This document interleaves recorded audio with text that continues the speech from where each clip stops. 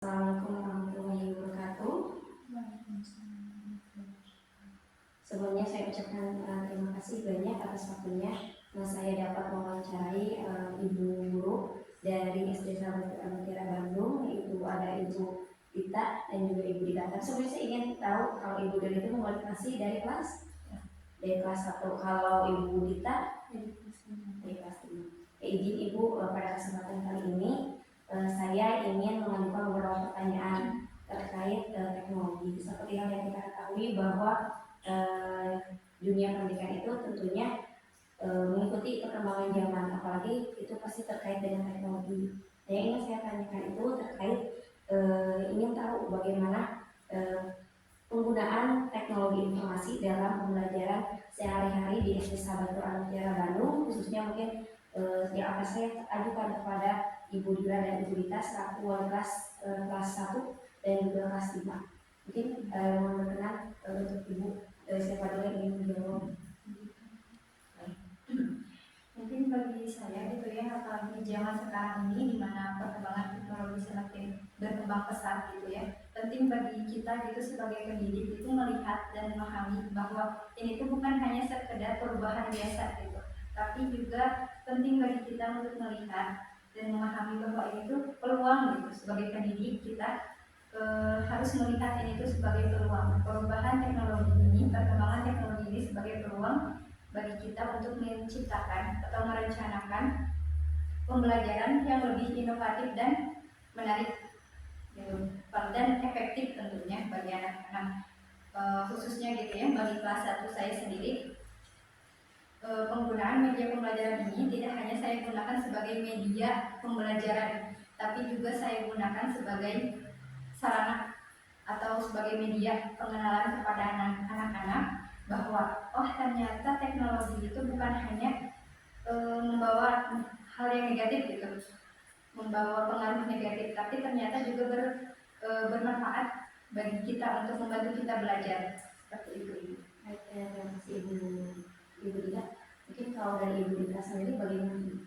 Di kelas 5 sendiri itu teknologi itu selain untuk menciptakan pengalaman pembelajaran yang lebih menarik dan relevan, pemanfaatan teknologi juga digunakan untuk meningkatkan efisiensi pembelajaran. Selain itu juga dengan teknologi itu bisa mendorong para siswa untuk lebih aktif berpartisipasi dalam pembelajaran. Mungkin seperti itu bisa. Lalu bagaimana kalau misalkan terkait tentang efisiensi dan sebagainya di teknologi itu sendiri di kelas 1 maupun kelas 5? Kalau boleh tahu bagaimana Ibu Dira dan Ibu Dita memilih dan mengevaluasi sumber daya digital itu sendiri yang dapat digunakan dalam kehidupan sehari-hari itu seperti apa? Kalau dari saya gitu ya, cara memilih dan mengevaluasinya itu sebelum kita memilih, tentunya kita harus memiliki perencanaan yang matang terlebih dahulu gitu ya, agar ketika menggunakan media pembelajarannya sudah tepat dengan apa sih tujuan pembelajarannya itu, materinya, dan juga audiensnya siapa, tentunya siapa yang kita ajarkan. Tentunya ketika menggunakan media pembelajaran antara kelas rendah dan kelas atas tentunya berbeda ya. Nah itu sebenarnya komponen-komponen yang harus kita lihat dalam memilih media pembelajarannya. Itu sih. Ya, mungkin selain itu juga dari sisi keefektifan yang bisa dilihat. Kemudian yang paling penting juga ketersediaan media pembelajaran di sekolah sendiri bagaimana, dan kita juga perlu mengetahui gaya belajar anak-anak seperti apa. Nah, dari yang tadi saya sampaikan itu kan terkait memilih dan mengevaluasi sumber daya digital. Lalu bagaimana cara merencanakan dan menyusun materi pembelajaran yang memanfaatkan sumber dan media digital atau IT? Nah, kurang lebih seperti yang tadi saya jelaskan ya, itu sebelum kita memilih atau merencanakan lebih jauh, merencanakan itu tentunya kita harus mengetahui dulu apa tujuan pembelajarannya, materinya seperti apa, agar ketika pemilihannya lebih tepat sasaran seperti itu. Sama dengan juga gitu ya, dengan menyesuaikan materi yang akan diajarkan kepada anak didik, apakah itu perlu dengan sistem interaktif atau hanya dengan slide presentasi saja, atau mungkin bisa juga dengan menambahkan beda di depan kelas. Terima kasih. Lalu untuk menyesuaikan penggunaan teknologi informasi dengan gaya belajar yang berbeda di antara siswa itu seperti apa sih? Kan mungkin pastinya antar siswa itu berbeda, bahkan mungkin bukan hanya antar kelas ya, tapi antar siswa mungkin satu dan teman-teman yang lain itu seperti apa sih cara penggunaan dan pemanfaatannya? Ya, tentunya ketika kita memilih juga selain tadi komponen-komponen yang harus kita perhatikan juga tentunya tidak terlewat komponen gaya belajar mereka yang berbeda, tentunya ada yang audio, visual ataupun yang tadi.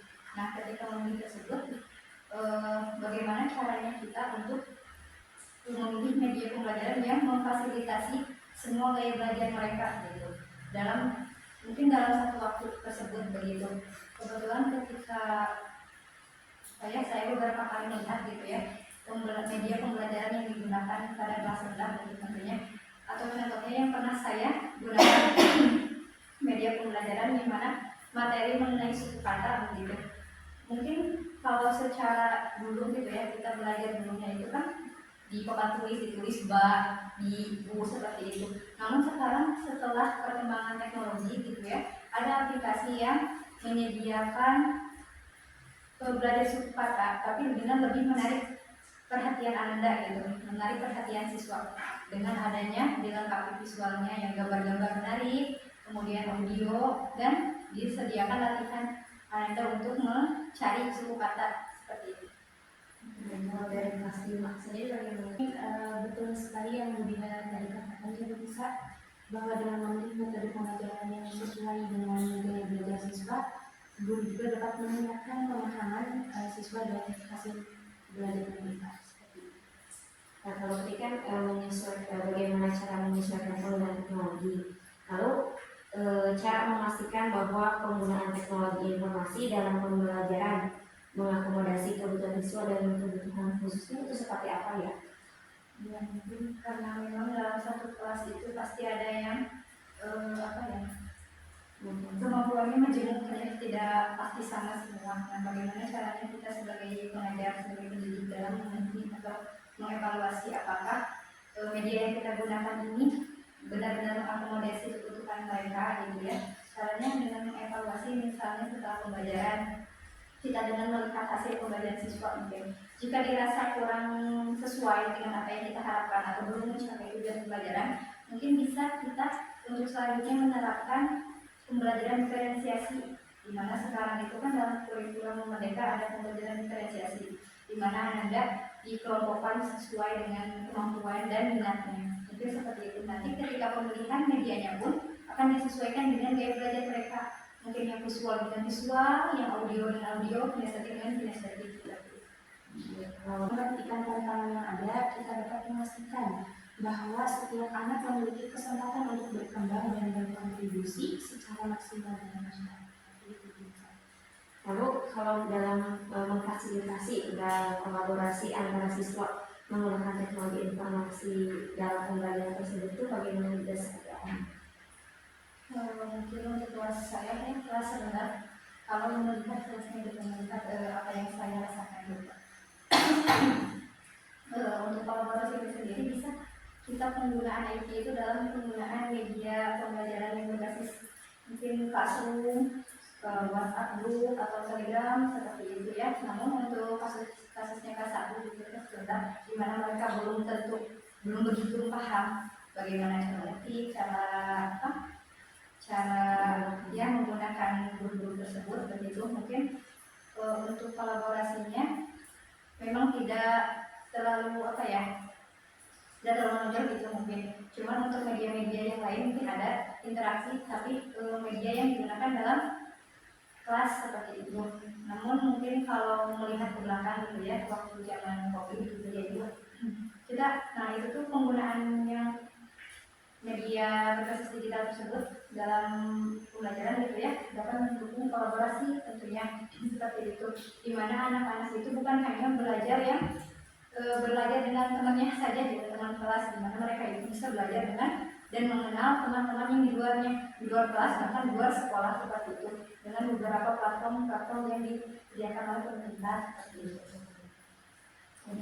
Untuk kelas 5 sendiri karena mungkin dari sisi usia juga sudah lebih dibanding kelas 1 lebih bisa, jadi anak-anak sudah mempunyai pembelajaran dulu di kelas 1 yang mungkin ada beberapa kali untuk mereka menggunakan Zoom, Meet atau dan lain sebagainya. Jadi sudah bisa mereka dalam lalu kalau tadi tentang memfasilitasi dan kolaborasi, kalau media berbasis IT yang pernah digunakan dan sering digunakan dalam pembelajaran baik di kelas rendah dari di kelas 1 dan juga di kelas 5 maupun sebagai kelas tinggi, mungkin ada perbedaannya dari segi kegunaannya dan kemudahannya. Itu kira-kira yang sering digunakan itu apa saja sih kalau boleh tahu?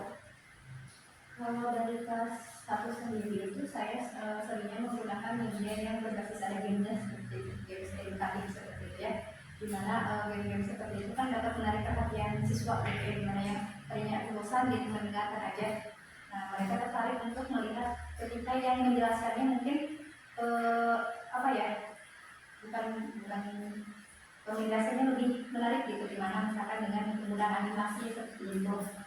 Nah untuk medianya sendiri itu saya gunakan seperti Canva misalkan untuk membuat animasi seperti itu, kemudian Kahoot, Quizzes mungkin seperti itu untuk game-game selanjutnya. Kalau dari kelas tinggi Itu bisa dalam bentuk video, bisa video kemudian animasi juga seperti itu, kemudian PowerPoint juga mereka, dan PowerPoint-nya pun karena memang di kelas 5 sendiri gitu ya, beberapa animasi kalau mengikuti ekskul komputer gitu, jadi diperkenalkan cara membuat animasi melalui PPT itu seperti apa. jadi untuk kelas tinggi itu sudah mengenal komputer ya. Lalu contoh inovatif tentang penggunaan teknologi informasi untuk membuat pembelajaran lebih menarik dan berarti yang bagi siswanya itu mungkin apakah ada referensi atau mungkin yang dapat mungkin ibu guru yang lainnya dapat contoh mungkin inovasi yang telah digunakan dari kelas 1 maupun kelas 5 yang bisa digunakan. Kalau inovatif sebenarnya saya juga melihat dan terinspirasi dari guru-guru yang lain di luar sana seperti itu. Ada penggunaan media belajar seperti misalkan Quizzes gitu ya. Menurut saya itu sangat inovasi gitu, sangat inovasi. Di mana kita sebagai pendidiknya menggunakan laptop, sarana pembelajaran laptop seperti itu dan ininya proyektor seperti itu. Tapi ketika Ananda kan biasanya kalau game-game edukatif itu pakai handphone ya, Anandanya satu orang handphone, di mana kan di sekolah tidak mungkin Ananda membawa handphone apalagi kelas 1 seperti itu. Nah di mana di Quizzes itu ada yang pengaplikasiannya itu dalam metode kertas, jadi Ananda tidak perlu bawa handphone tapi bisa menjawab pertanyaan, jadi seperti kayak ranking 1 gitu, nah seperti itu. Nanti disesuaikan sama itu sama pendidik sama pengajarnya seperti itu. Nanti dapat Seperti apa ya Bu?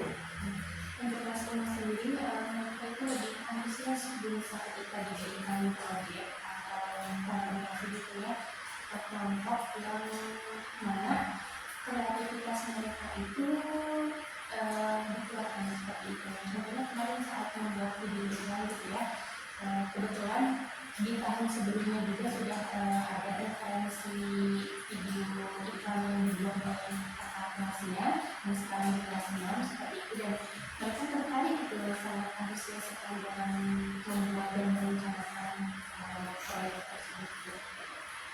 Kalau yang tadi disebutkan oleh Ibu Dita dan Ibu itu sepertinya lebih ke manfaatnya, penggunaannya, dan juga edukasinya, lalu apa saja yang pernah digunakan. Tentunya kan kalau dari teknologi itu sendiri kan mungkin untuk anak-anak masih asingnya, tentunya untuk sebagian dari anak kan bahkan mungkin karena untuk sebagian, tapi itu adalah suatu hal yang baru untuk mereka. Nah, kalau boleh tahu mungkin hambatan atau kesulitan saat pembuatan maupun penerapan media yang dirancang oleh ibu kepada untuk anak-anak itu, mungkin apa kesulitan dan hambatannya itu? mungkin kalau dari salah satu sendiri ya, kesulitan atau hambatan dari pembentukan medianya itu lebih ke sumber daya seperti misalkan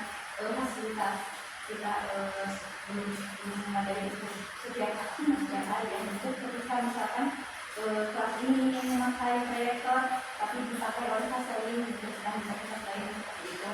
Kemudian dalam pemilihan seperti untuk satu ini lebih susah untuk memilih apa ya game yang benar-benar bermanfaat gitu untuk mereka, kadang isi kontennya atau gaya bicaranya gitu ya tidak sesuai dengan apa yang kita ajarkan kepada Ananda, maka ketika penggunaan itu pun mungkin akan bersilangan gitu, akan ya seperti itu. Mungkin kalau dari saya sendiri pengalamannya bisa dari saya sekarang juga itu antara apa namanya internet seperti itu ketika disambungkan gitu ya, kadang ada yang tersambung, ada yang tidak seperti itu.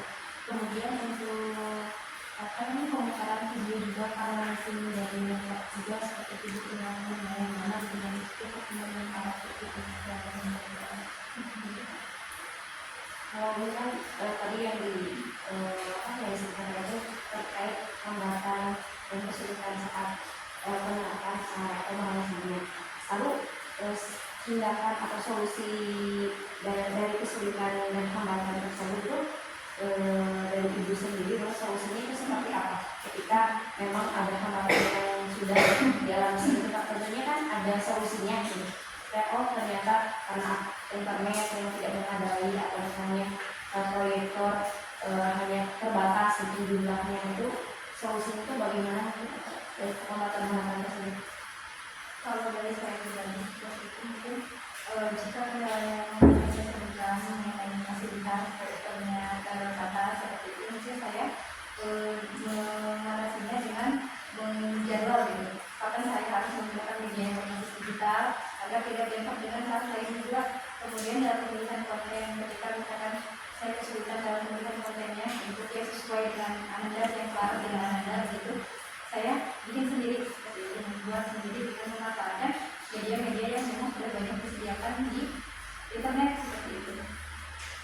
Kalau dari alokasinya, kalau dari Masing-masing sendiri cuma menyiapkan plan B. Jadi ketika plan yang pertama itu tidak berjalan sesuai keinginan seperti itu, jadi kita bisa menggunakan plan B. Nah, sepertinya sudah selesai Bu ya beberapa yang ingin saya tanyakan. Sebelumnya saya ucapkan terima kasih atas waktunya dan juga atas ilmunya yang Ibu juga Ibu sampaikan. Insya Allah akan ada banyak manfaat untuk saya pribadi dan juga nanti untuk teman-teman yang lainnya. Saya ucapkan terima kasih Ibu. Wassalamualaikum warahmatullahi wabarakatuh.